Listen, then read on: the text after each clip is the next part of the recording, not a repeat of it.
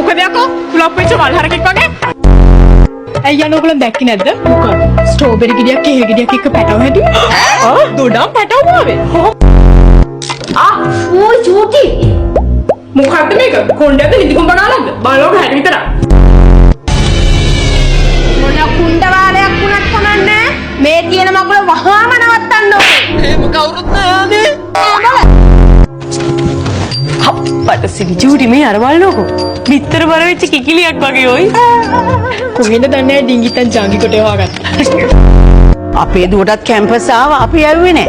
Fail වෙලා මොකක්ද අහලා ඔයාගේ ෆෝන් එකේ ගේම් එකක්වත් නැද්ද? ඕ දෙන්න මම දානකො. එහාට යනකෝ. මොන මඩ යන්නේ මේක? මොන කතරේ යනවා පෑනේ හර. වරෙන් චූටි යන්න.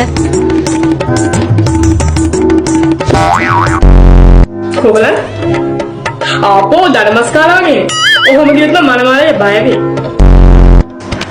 මේ නංගියේ මම මේ ගම හොදලා ගෙනත් දෙන්නම් හොඳේ.